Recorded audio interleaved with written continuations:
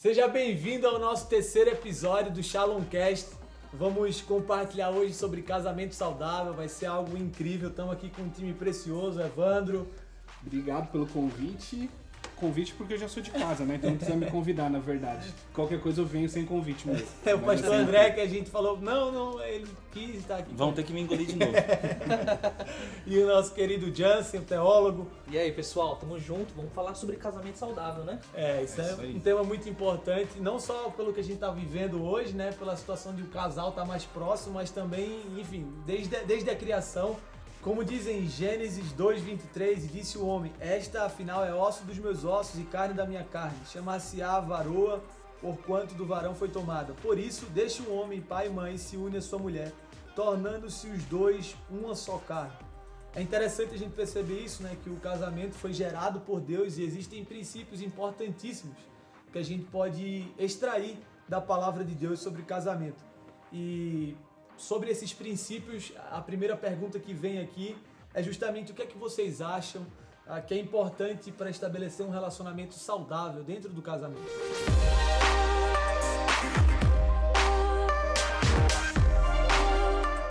Bom, vou tentar começar, né? E é interessante porque quando nós falamos de casamento, se trata de um assunto muito amplo, muito importante, mas ao mesmo tempo nós precisamos simplificar. E eu quero trazer um pouco do ponto de vista mais prático. Se eu fosse dizer, Bruno,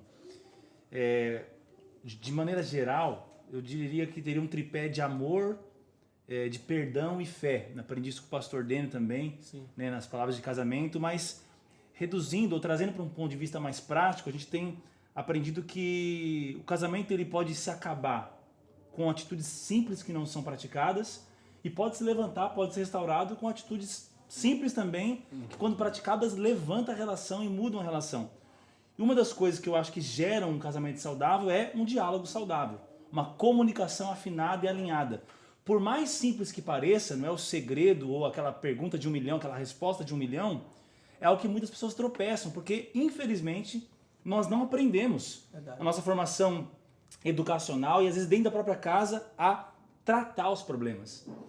Poucos adolescentes aprenderam a dialogar com os pais, por exemplo. Poucos alunos realmente conseguiram ter uma relação mais estreita de perguntas, de amizade com seus professores, ou de diálogo mesmo. E isso vai ser arrastado pela vida.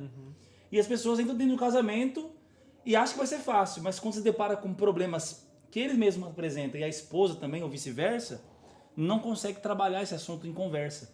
Não consegue trabalhar esse assunto dentro de um diálogo. Então eu creio que um dos pontos muito importantes para gerar uma relação saudável e, por consequência, um casamento saudável é desenvolver, investir na capacidade de dialogar, de conversar com sinceridade, com transparência, sem procrastinar o assunto e, principalmente, quando a gente fala de comunicação, sabendo ouvir, né? Quando a gente fala de diálogo, não é sobre aprender a falar e se comunicar, é aprender a ouvir também. É verdade. É se colocar no lugar do outro enquanto o outro transmite o que sente. Senão, a pessoa que é ouvida e sente que na verdade não está sendo ouvida, né? Ela tá só, vai ser rebatida. É horrível. Ela para de falar e isso vai prejudicar o casamento. É verdade. Uma coisa interessante disso, e até para a gente abrir aqui também, é porque quando você abriu aí sobre a questão do diálogo, da comunicação, é que a primeira coisa que a serpente fez foi atacar a comunicação, né? Porque, na verdade, quando ela chega para perguntar aqui, é assim que Deus disse, não comereis de toda a árvore do jardim, ou seja, ela estava trazendo um ruído na comunicação entre Eva e Adão ali. Tanto é que houve tanto ruído ali que acabou que a queda veio. Então, assim, realmente esse ponto de comunicação é algo importantíssimo e eu não sei o que você acha disso, Evandro. E não só a comunicação, e na verdade eu acho que acaba sendo um braço do que é a confiança. Porque só se comunica, só tem facilidade de dialogar e se sente bem em dialogar quem confia no outro. Porque, puxando um gancho para isso que o pastor André disse, é horrível conversar com uma pessoa onde você não está sendo escutado, ou que pelo menos a devida atenção não está sendo dada. E o pior ainda é quando você não tem confiança na pessoa. Quem geralmente não confia, geralmente nem fala, né? Exatamente. Quando você não confia, você não tem Não é um ambiente saudável para falar, né? abertura para falar, para comunicar e nem sente que o outro realmente está dando a real importância para isso. Então, como inclusive você colocou aqui muito bem no esboço, a comunicação e o pilar da confiança Eu acredito, e aconselhando alguns casais, hoje acaba sendo quase que a coluna dorsal do desastre, vamos dizer assim. A falta desses dois acaba sendo quase que a coluna dorsal do desastre aí. A confiança e um bom diálogo, porque um bom diálogo vai trazer para nós também uma facilidade de se comunicar. De vez em quando as pessoas têm uma debilidade muito grande de se comunicar dentro do relacionamento exatamente porque falta confiança. Eu não confio, conto pela metade ou não conto. Enfim, fica aquela situação bem estranha. Perfeito. É muito interessante, porque eu acho que não existe ninguém, pelo menos os casados, né, que estão vendo de maneira íntima, que não tenha tido em algum momento do casamento problema com o diálogo. Com a falta de ou até o excesso. O excesso, quando eu digo assim, não de maneira negativa, mas, conversa demais e pratica pouco, né? Mas eu acho que todo mundo já teve, e eu também já tive. E eu me lembro de algumas vezes que eu até me achar alguém que dialogava demais com a minha esposa. Nós tínhamos essa prática, né, de sentar, conversar. Mas o meu diálogo não era saudável. Então, um ponto a ser estabelecido também quando nós falamos sobre diálogo é um diálogo saudável. Porque diálogo acho que tá mais para ser aquilo que a pessoa entende do que aquilo que você fala, né? Exato. Porque a maneira como você fala é muito mais importante. Porque inúmeras vezes eu ouvi isso da minha querida esposa. Ela falava assim, não é o que você tá falando, mas é como você está falando. Né? É a forma. Então, tem que entender como o outro recebe. Exatamente. A comunicação e o diálogo, ele precisa ser equilibrado. Ao ponto de você entender assim, preciso passar isso através das palavras, né? Verbalizar isso, esse meu sentimento, essa minha dificuldade que eu tenho, eu preciso verbalizar isso para minha esposa. Mas ela não vai ouvir da maneira como eu tô. Então eu preciso interpretar e falar como ela vai ouvir. E o pastor Hugo, né? Um dos diretores do nosso seminário, né? Que a gente participou, homem de Deus, ele dizia assim, né? Ouça com os ouvidos de ouvir. E dentro da comunicação, dentro do diálogo também, é importante que você sempre esteja com ouvidos de ouvir. Exatamente. Parece estranho, mas esteja atento ao que as palavras estão querendo dizer. Sim. Mais do que as palavras, né? E acho que o diálogo é muito isso também. Dentro do relacionamento, eu acho que cabe também aquela máxima que todo mundo já deve ter ouvido em algum momento, que é a história dos 3 M's lá, né? Momento, o modo e a motivação pelo qual você fala. Sim. Se essas 3 coisas não estiverem muito bem alinhadas, espera para que você consiga falar ali e ter um melhor momento. E eu acredito que isso é fundamental. Inclusive, a própria Bíblia diz que o Senhor nos dá o espírito de autocontrole, né? Nós temos esse espírito de domínio próprio.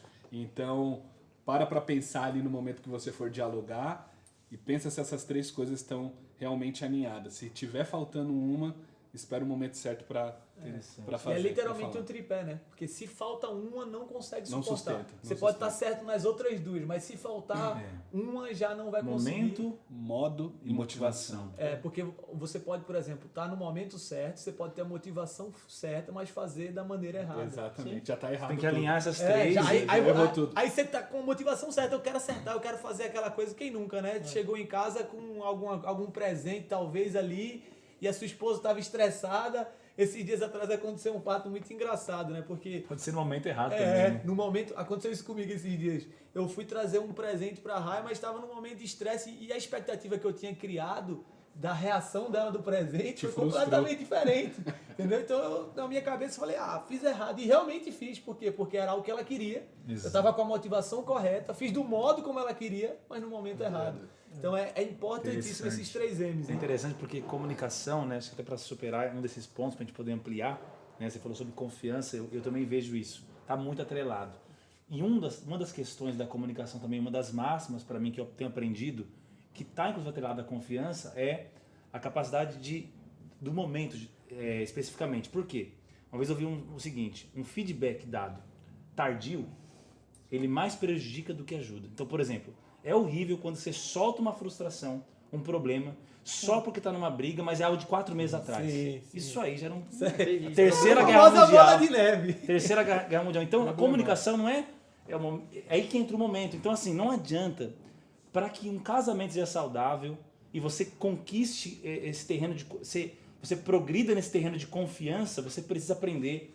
Aconteceu hoje? Fala hoje à noite. Sim. No mais tardar amanhã, quando estiver mais tranquilo, mas não deixa muito para depois, porque perde aquele efeito e você gera um outro problema. E aquele não é resolvido e o outro é gerado. Então a confiança também se desgasta. Então você está guardando isso de mim, não me fala. Então a comunicação e a confiança, respondendo essa pergunta que você traz, Bruno, para mim são muito importantes. Embora eu acho que pode ter outros pilares também para um casamento saudável. Uma outra coisa que eu acho que é bom a gente abrir aqui é porque dentro do casamento, e eu acho que na vida cristã como um todo, mas dentro do casamento a gente tem uma dificuldade de trazer à memória aquilo que traz esperança. O que você acabou de falar. Quando a gente está conversando, geralmente numa discussão, por exemplo, no casamento, que todos têm, é difícil a gente lembrar das coisas boas. Por exemplo, passou uma semana incrível, mas você traz à memória, não o que vai trazer esperança, mas o que vai trazer, vai te prejudicar, vai trazer problema. Eu acho que quando a gente fala sobre isso, a gente fala sobre realmente trazer esperança, aquilo que Deus tem para o casamento como um todo. E aí eu entro num ponto aqui, eu quero ouvir vocês, como que a gente pode construir um ambiente espiritual no casamento? De forma prática, como que a gente pode construir esse ambiente onde a presença de Deus é manifesta dentro do casamento? Quem vai? Eu posso falar. Um dia você vai vir com o Calbates e... Não, cara, inclusive, assim, nos últimos meses, dado a proporção da pandemia, né? Opa, tá tudo bem. Segura aí. Que vai dar. Vai dar ruim, né, mano? Tem que cortar, né? Quase caiu, ficou uma... É melhor não apoiar o pé nesses negócios aí. Não, nem eu só ralei aqui. Não, faz parte do podcast também. Vai lá, aí. Bom. A gente edita. Vamos continuar.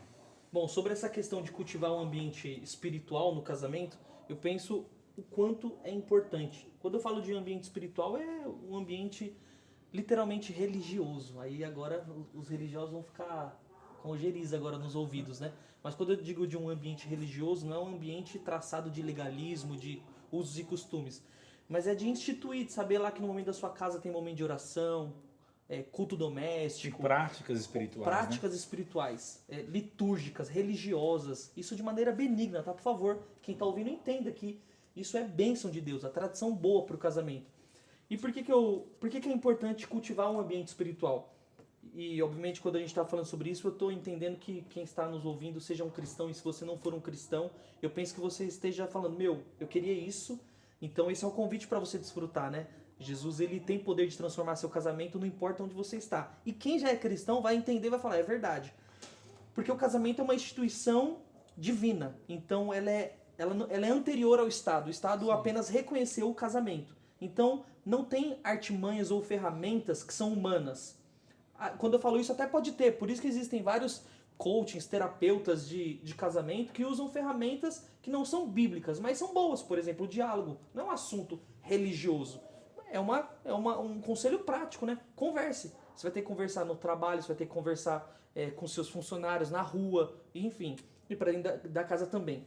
Só que quando se trata do casamento, não basta apenas ferramentas humanas. Nós precisamos de viver no sobrenatural. Porque a vida do cristão é no sobrenatural. Então você vai ter que abrir mão de, por vezes, uma ferramenta humana e se lembrar que o casamento é uma instituição divina. E se ele é uma instituição divina, ele vai permanecer, ele vai prevalecer, tanto quanto mais você aplicar princípios divinos no seu casamento. Então, e assim, nos últimos meses, com o decorrer da pandemia, a ausência de igreja, isso até acho que pode ir até um outro podcast, mas a ausência da igreja no sentido predial, né? As pessoas físico, presencial, né? Presencial. O casal não vai mais ao prédio da igreja orar junto, o casal não vai mais à reunião de líder orar junto, o marido não vê mais a esposa orando no culto de mulheres, a esposa não vê mais o marido lendo Bíblia, porque ela só vê isso no culto. Então faltou espiritualidade, vários casamentos se dissipando. Isso são vários. Isso que eu tenho acompanhado. Exato. Porque faltou espiritualidade, esqueceu, então prevaleceu somente princípios naturais. Será que não seria, assim, e acho que é justamente esse ponto que o Bruno traz de construir esse ambiente espiritual, será que isso não demonstra que isso foi terceirizado? Exatamente. E a terceirização para a igreja, para o pastor, para o líder de GC, para o discipulador, para o mentor, da parte espiritual, da construção espiritual, construção bíblica, construção amorosa ali diante de Deus, de uma família, não pode ser terceirizado. Então agora eles se viram dentro da pressão de fazer o que não sabe fazer. Não sabe orar com a família. Não sabe ensinar a Bíblia, não sabe ensinar a Páscoa, não sabe ensinar Natal, não sabe falar de Jesus.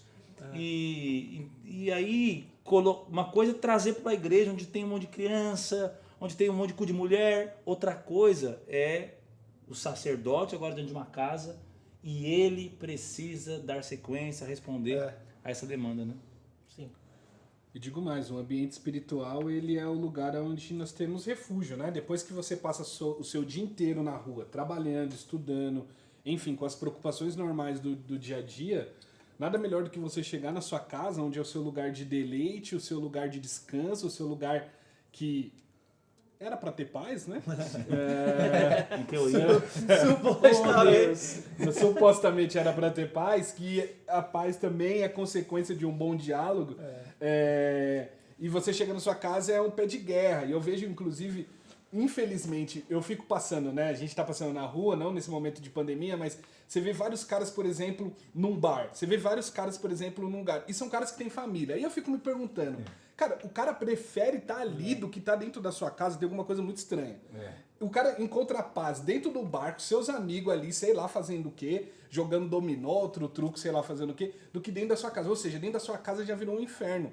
Então, um ambiente espiritual, ele também é para nós um ambiente de refrigério, de retomar novamente o propósito, porque eu faço o que faço, para onde eu tô indo, motivo, etc. E esse ambiente só acontece dentro do ambiente espiritual. Caso contrário, tá fadado ao camarada passar mais tempo fora, que é o que já é acostumado, mas além dos momentos que deveria estar dentro de casa, o camarada nem querer ficar lá dentro. E vice-versa, a esposa também. Então o ambiente espiritual, ele, ao meu ver, ele é extremamente importante.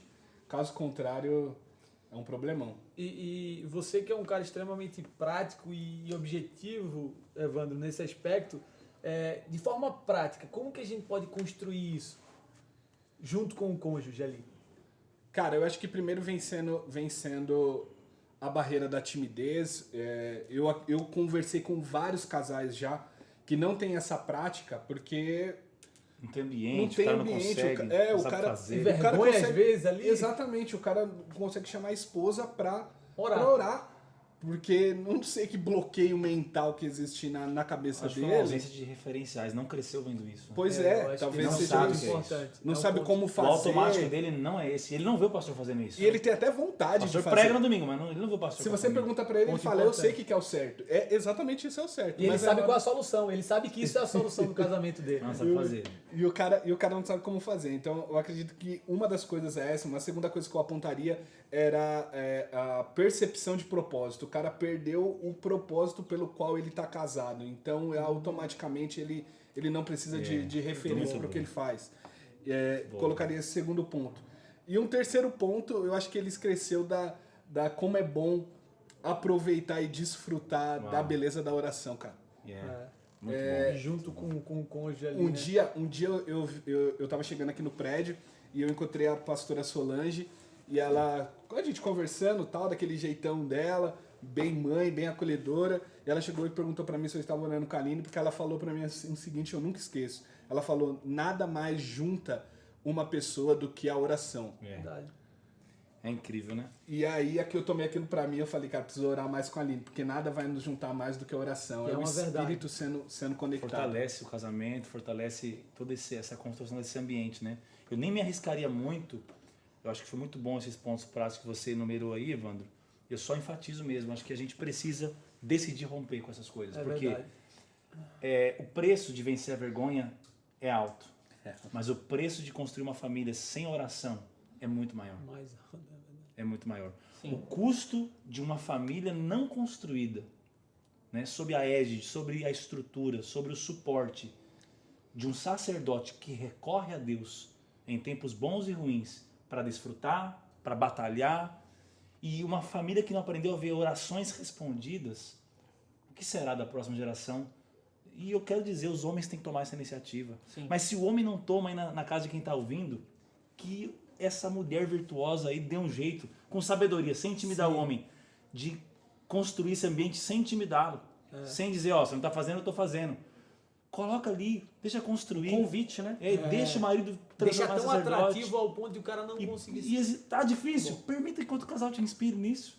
Permita que o Evandro te inspire, que o Justin te inspire, que o Bruno te inspire, que os pastores te inspirem, que um líder te inspire. Permita que alguém influencie o seu casamento, mas não viva não continue com essa embarcação para esse destino sem o propósito, sem a oração, sem esse deleite de deixar Deus ser Deus na sua casa. É verdade. Esse é um outro ponto importante que eu acho que é muito bom a gente conversar sobre ele, porque dentro do casamento talvez seja o lugar de maior orgulho e justiça própria que possa existir. Manifesta tudo, né? É verdade. A maior sessão de libertação. E assim, é orgulho e de justiça. demônio é um casamento. Descarrego, né? Parece que tem sal grosso na porta de casa. Entrou ali, os demônios saem pra fora. É porque é orgulho e justiça própria um com o outro, mas orgulho e justiça própria também para se abrir para outras pessoas. Exatamente. Por quê? Porque você tem medo do que os outros vão achar. Tem mulher ou homem que faz a guerra, você falar que vai contar pro pastor. Isso. Não tá resolvido, tá uma porcaria o casamento, mas ninguém pode saber. Eu descobri por quê, né? Porque Por quê, toda a gente? espiritualidade do homem ou da mulher é exposta no casamento.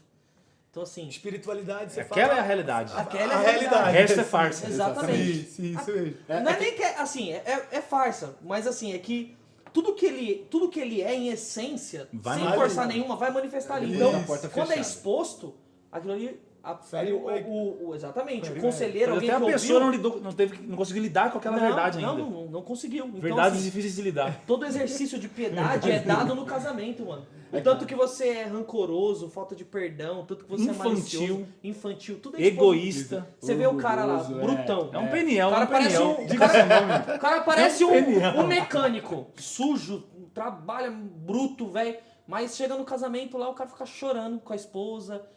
Não toma uma decisão. Não toma uma decisão, é frouxo. Então, a construção Brutal estrutural dele. dele pra fora é uma coisa, mas dentro do casamento é a verdade. É que nem aquela ele historinha, né? A mulher chega na porta do prédio da igreja, já com a cama montada, tudo lá montado lá. Muito E aí o bom. pastor chega e fala, minha filha, o que você tá fazendo aqui? Não, pastor, é porque a partir de agora eu vou morar aqui, ué. Meu marido, eu quero casar com o marido que aparece aqui na igreja, não com aquele que aparece lá em casa. Ou Isso seja, é a maior vergonha. E aí eu vou dizer algo que talvez é até difícil de aceitar, mas se nesses 14 meses de pandemia, uma família que ficou muito mais junto, não se tornou mais piedosa, mais espiritual, com Cristo mais ainda valorizado no centro, tem alguma coisa muito errada. Porque, ok, teve menos cultos presenciais e tem um valor importantíssimo. Sim. E a gente sabe que precisa mesmo. E alguns não têm esse aparato, essa condição. Mas estou falando de liderança, de homens e mulheres de Deus. Por que desprezar? Por que usar como desculpa e não como oportunidade? Um tempo de estar mais em casa ainda e construir o que talvez não precisou tanto até então. Cheio de programação na igreja, cheio de coisa, estava suprindo ou maquiando esse problema. Mas diante da realidade, nós tivemos, né, você citou vários casos que você viu de casamento se dissolvendo. Nós como pastores estamos recebendo um monte de gente no tempo com o pastor, um monte de gente nos aconselhamentos que, em vez de terem ficado mais espirituais, ou pelo menos mantido, foi, em sua maioria, o contrário. Isso é realmente algo... e sobre essa questão toda, como que a gente... Porque assim, acontece dentro do casamento, a gente estava falando sobre essa questão do ego, da justiça própria, né? Que existe um embate muito grande dentro do casamento, né? Porque assim, são criações diferentes, são pessoas completamente diferentes, com ideias diferentes, com pensamentos diferentes, mas com o mesmo propósito. O propósito de, como o Evandro falou, o propósito de estar ali junto e viver uma vida em paz, uma vida harmoniosa, construir uma família. Expressar Cristo. Expressar Cristo. Mas assim, eu acho que essa questão de construir essa base espiritual tem que ser uma procura constante por mais de Jesus entre o casal, né? Porque se realmente não existe esse desejo por mais de Jesus, e é fato, vai ter momentos que o esposo vai estar mais on fire ali, vai estar mais perto ali, com desejo, com paixão no coração. Vão ter momentos que é a esposa, mas essa questão do egoísmo, de às vezes achar que você tá ali e a pessoa não tá, chegou num patamar e a outra não chegou, tá vivendo uma coisa... Você tem que ter essa empatia dentro do seu casamento. Acabou o eu, agora é hora de nós. Isso, acabou o eu. acabou. É a nossa vida espiritual, é o nosso lar. É a nossa Um ajuda o finança, outro. É por isso que são dois, é por isso que Deus uniu. É porque foi Deus que disse, não é bom que o homem esteja sozinho. Isso aí. Então o homem não devia se surpreender quando ele perceber que realmente ele precisa da esposa para se abrir, para interceder, para ser virtuosa. E a mulher também não. Não deveríamos nos surpreender quando se faltar essa afinação espiritual, isso prejudicar todas as áreas da sua vida. Uhum. Deus conta com um casal nessa construção. Não tem jeito. E esse ambiente espiritual é o melhor ambiente para construir algo sólido, né? Porque Exatamente. realmente não tem como viver algo ruim quando Jesus está no centro daquilo ali. Sim. Você não tem como, por exemplo, eu nunca vi algum casal que brigou em meio a uma oração, por exemplo, né? Tipo assim, eu não conheço a história de um casal que está orando em línguas ali no ambiente espiritual e vai começar a brigar um com o outro. Por quê? Porque Só se um não ambiente for oração de espiritual... verdade, né? só se não for de verdade. Só você nem sabe com quem que ele tá falando, né? É verdade, é Que verdade. acontece também, né? Uma vez, um pastor me ensinou um tempo atrás, acho que vai fazer uns 6 anos, logo no começo ali, onde a gente estava prestes a casar, eu e a Rai, ele falou sobre um ciclo virtuoso que eu nunca mais me esqueço, né? De nós sermos como Jesus e amar a nossa esposa como Jesus amou a igreja, e as nossas esposas servirem a nós como a igreja serve a Cristo. E quando fala servir sobre um propósito, sobre uma realidade, né? E a gente precisa entender isso, que realmente é um ciclo virtuoso. Sim. Que, percebe, no seu casamento só acontece algo de ruim se alguém quebrar esse ciclo. Sim. Se ninguém quebrar o ciclo, ele vai funcionar de forma perfeita. Então, amor e respeito. É algo realmente muito, muito interessante. E aí, entrando no último ponto aí para a gente encerrar o nosso Shalomcast, quando a Bíblia nos fala lá em Gênesis, né, sobre Gênesis 2:25, ora um e outro, o homem e sua mulher estavam nus e não se envergonhavam. Ele fala aí sobre justamente uma vida de transparência, uma vida de intimidade, uma vida que não tem vergonha um do outro, né? E puxando o gancho do verso 23, são 2 versos anteriores, quando fala que realmente o homem saiu da sua casa ali, se tornou um com a sua esposa, né? Com a sua varoa, como diz aqui, a esposa no original. Como que é essa questão da emancipação no casamento, né? Eu falo assim, no sentido de, por muitas vezes, casais que se casaram, mas ainda continuam dependendo do pai financeiramente, emocionalmente. Existe muita gente que ainda tem essa dificuldade. Como resolver isso de forma prática? Esses dias, eu já vi várias interpretações, né? Já ministrei sobre isso em cursos de noivos e tudo mais, mas eu ouvi uma interpretação, foi prática ao casamento, né? Os versos, né, quando se trata agora de Gênesis 2:23, portanto o varão foi tomado, por isso deixa o homem, pai e mãe, se une à sua mulher, tornando as dois uma só carne. É uma direção, então assim, nós não deveríamos tratar como emancipar no casamento, anterior ao casamento, né? Isso pra mim foi, tipo, tá escrito sempre, né? Mas a gente sempre interpretou como fazer essa emancipação depois. Sim. Mas não. A ordenança bíblica e o ensino bíblico é que agora você deixa o seu pai e sua mãe. Então não é vai deixando. Não é esteja interligado. Não, deixa. Indo para um casamento. Exatamente. Né? A caminho de um casamento você vai deixando. E obviamente não é de maneira negativa, né? Sim. Mas agora a sua família passa a ser a sua esposa. O seu pai e a sua mãe são parentes. Um novo lar se inaugurou. Uma nova família são começou. Parentes. E você é o chefe dela. São parentes. E agora você entendeu e você já deixou. Você não vai lá tomar. É igual quando a gente entrega algo pra Deus, né? As canções de antigamente. Você entregou, daqui a pouco você vai lá buscar. Não, você entregou, então... Elas brincavam, né? A faixa 5 era abro mão dos meus sonhos. A faixa 6 era restitui. Eu quero de volta. O casamento não tem como fazer isso, né? Mano, eu tentei lembrar isso, confesso, mano. Você entrega alguma coisa, daqui a pouco você tá indo lá buscar, depende da música, a faixa do CD das músicas. Tem música que entrega e tem música que pede pra devolver. Hora você tá com saudade, hora você não tá, né? Mas era isso. Então, assim, essa ordenança, ela não diz respeito a fazer isso no casamento. Isso é interessante. É anterior. É por isso que existe a necessidade de nós treinarmos, ensinarmos, de haver uma educação sobre o casamento. A gente estuda pra tirar CNH, a gente estuda para poder exercer uma profissão, seja ela da coisa mais estrutural, algo mais teórico. Exatamente. Mas a gente não estuda e não se prepara para algo mais importante da nossa vida, o casamento. Que é a vida toda, né? Que é a vida toda.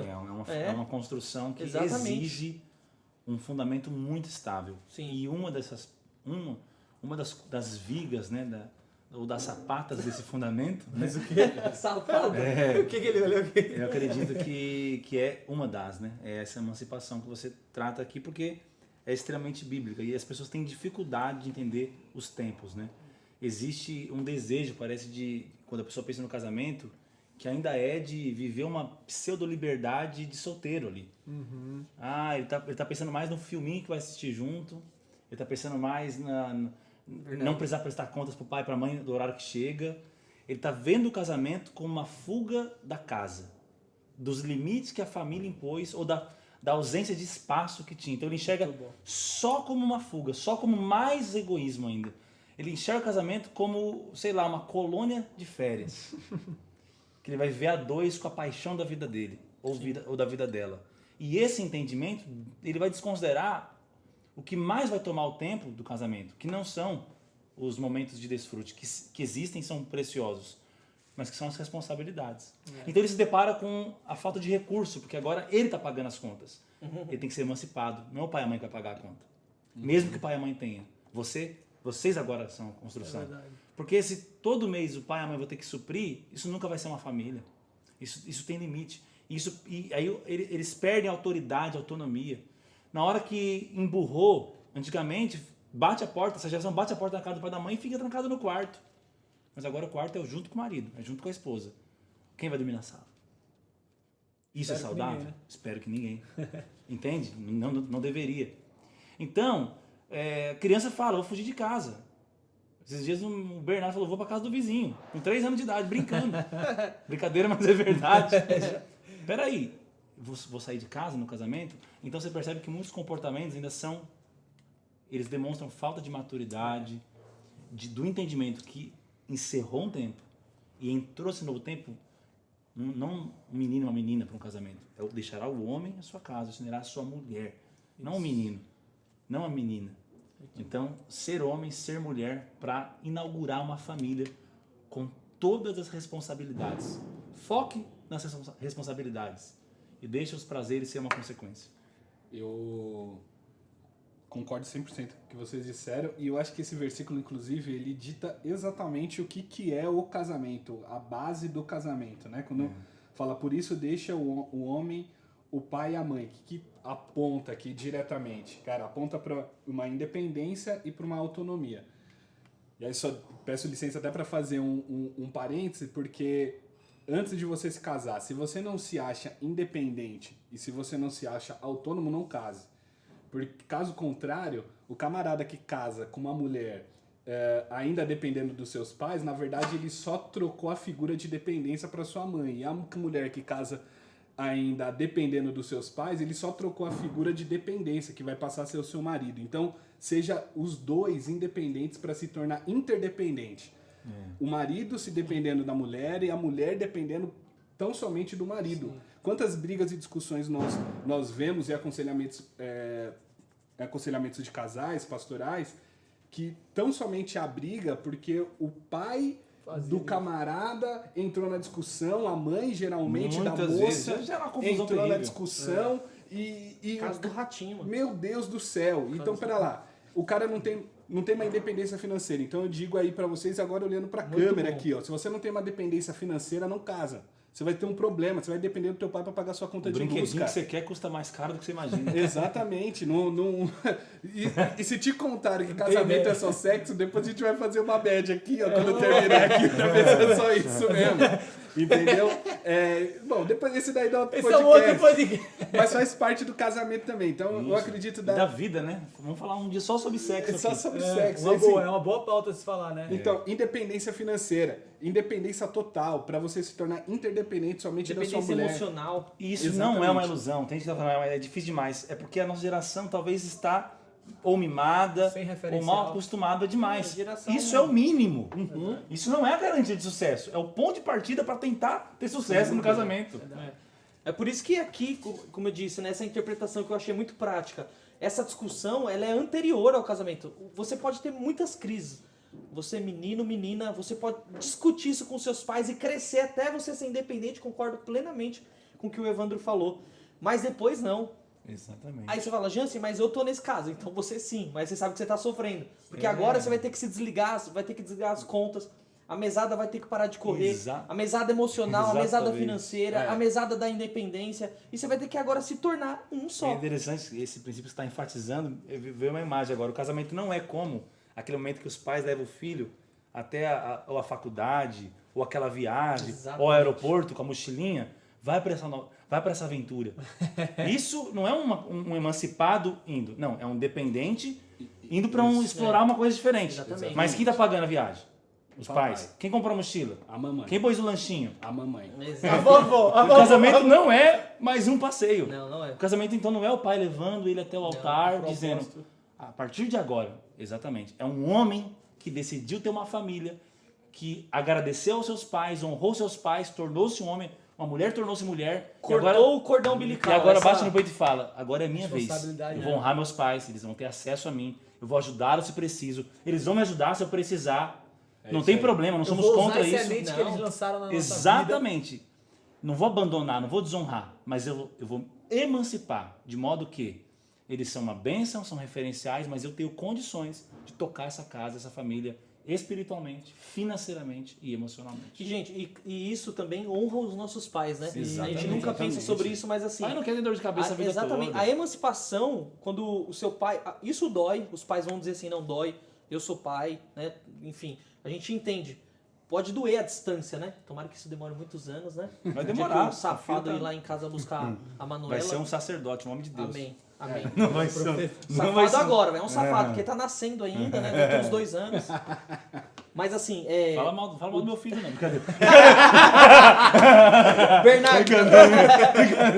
Mas assim, isso com os pais, mano, dói no coração, mas eu vou ter um entendimento e falar, minha filha aprendeu. Sim. O André vai falar, o Bernardo aprendeu. Ensina bem. Mas assim, é prazeroso, você honra o seu pai à medida que você testifica todos os ensinamentos que você viu dentro da sua casa. Então agora você não precisa mais dele, você aprendeu. Então, só pra...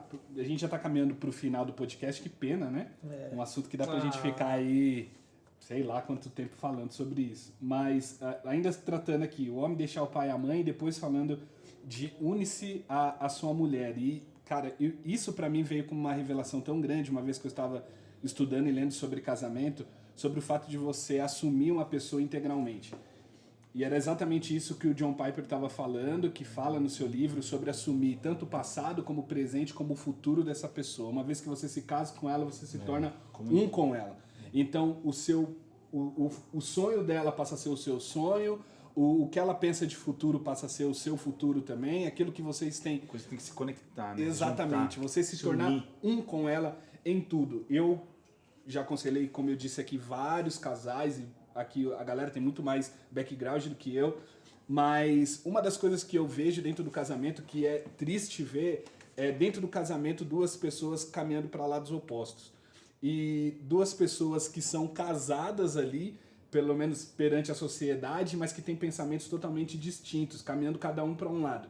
O dia você paga a conta de luz, eu pago a conta do carro, você não tem acesso às minhas coisas, eu não tenho, e passa, sei lá, parece muito mais um clube, sei lá o que eu não sei que tipo de relacionamento é esse daqui, se é de sociedade, se é um relacionamento, não sei te explicar que casamento é esse, mas é um casamento extremamente danoso e que não é interessante para a sociedade olhar para dentro de um casamento como esse como um exemplo. Então, se unir a alguém é você realmente se tornar um com ela. Talvez no meio dessa somatória você vai ter que se desfazer de algumas coisas que era desejo seu pessoal, simplesmente para que a saúde do casamento permaneça. Vai precisar, cara. Eu não sei se te contaram isso, mas você vai ter que ceder em algum momento. Na verdade, Em vários momentos. Em alguns momentos. Você vai ter Isso é prazeroso, né? É se conformar a Cristo, é entender um papel nisso, né? E só para encerrar, prometo que eu não falo mais. Que isso, é maravilhoso. Nesse podcast, mas eu vou falar no Por favor, me aguarde nos próximos. É tornar uma só carne, que aí não tem como, a gente tá falando de sexo. Casamento sem sexo não é casamento, cara. Casamento sem sexo é um clube, casamento sem sexo é sei lá o quê. Não sei o que é casamento sem sexo, mas não tem como ter um casamento sem sexo. E aí faço menção a Paulo dizendo ao Coríntios que, a carta aos Coríntios, que tornar-se um com ela é realmente se deitar com uma pessoa. Tanto é que ele fala que com a prostituta se tornou um com ela, porque se deitou com a prostituta.